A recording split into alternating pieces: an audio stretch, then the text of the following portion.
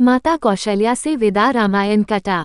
अपने पिता एवं माता कैकेयी के प्रकोष्ठ से राम अपनी माता कौशल्या के पास पहुँचे। अनुज लक्ष्मण वहां पर पहले से ही उपस्थित थे। राम ने माता का चरण स्पर्श किया और कहा, हे माता।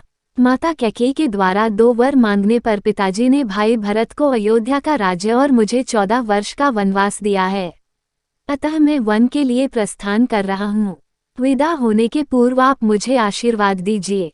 राम द्वारा कहे गए इन हृदय विदारक वचनों को सुनकर कौशल्या मूर्छित हो गईं। राम ने उनका यथोचित उपचार किया और मूर्छा भंग होने पर वे विलाप करने लगी। उनका विलाप सुनकर लक्ष्मण बोले, माता, भैया राम तो सद्गुरुजनों का सम्मान तथा उनकी आज्ञा का पालन करते हैं। मैं समझ नहीं पा रहा हूँ कि मेरे देवता तुल्य भाई को किस अपराध में ये दंड दिया गया है। ऐसा प्रतीत होता है कि वृद्धावस्था ने पिताजी की बुद्धि को भ्रष्ट कर दिया है। उचित यही है कि बड़े भैया उनकी इस अनुचित आज्ञा का पालन न करें और निष्कंटक राज्य करें।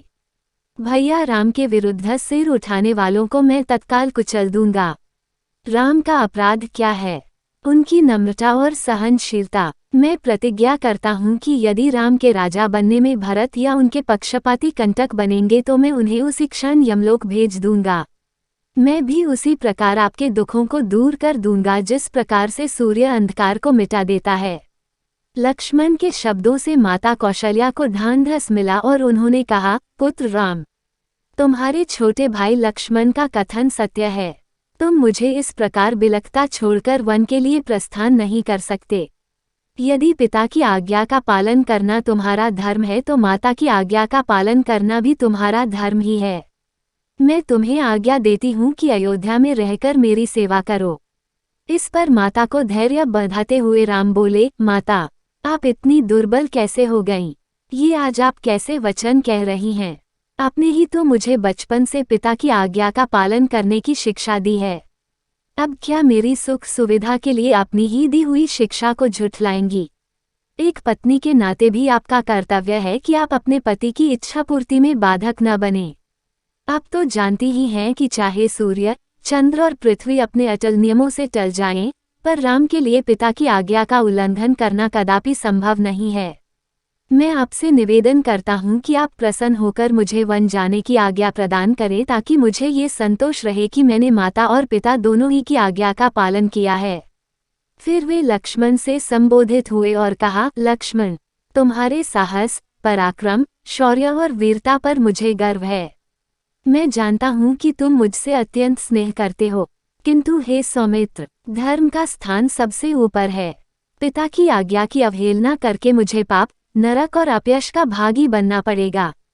इसलिए हे भाई, तुम क्रोध और क्षोभ का परित्याग करो और मेरे वन गमन में बाधक मत बनो।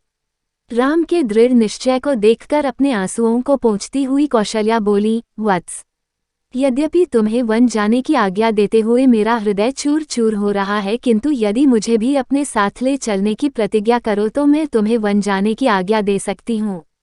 राम ने संयम पूर्वक कहा, माता, पिताजी इस समय अत्यंत दुखी हैं और उन्हें आपके प्रेमपूर्ण सहारे की आवश्यकता है। ऐसे समय में यदि आप भी उन्हें छोड़कर चली जाएंगी तो उनकी मृत्यु में किसी प्रकार का संदेह नहीं रह जाएगा। मेरी आपसे प्रार्थना है कि उन्हें मृत्यु के मुख में छोड़कर आप पाप का भागी न बने। उनके जीवित रहते तक उनकी सेवा करना आपका पावन कर्तव्य है। आप मोह को त्याग दें और मुझे वन जाने की आज्ञा दें। मुझे प्रसन्नतापूर्वक विदा करें। मैं वचन देता हूँ कि 14 वर्ष की अवधि बीतते ही मैं लौटकर आपके दर्शन करूँगा। धर्मप्रायण राम के युक्तियुक्त वचनों को सुनकर अश्रुपूरित माता कौशल्या ने कहा, अच्छा वत्स, मैं तुम्हें वनगमन की आज्ञा प्रदान करती हूँ। परमात्मा तुम्हारे वनगमन को मंगलमय करें। फिर माता ने तत्काल ब्राह्मणों से हवन कराया और राम को हृदय से आशीर्वाद देते हुए विदा किया।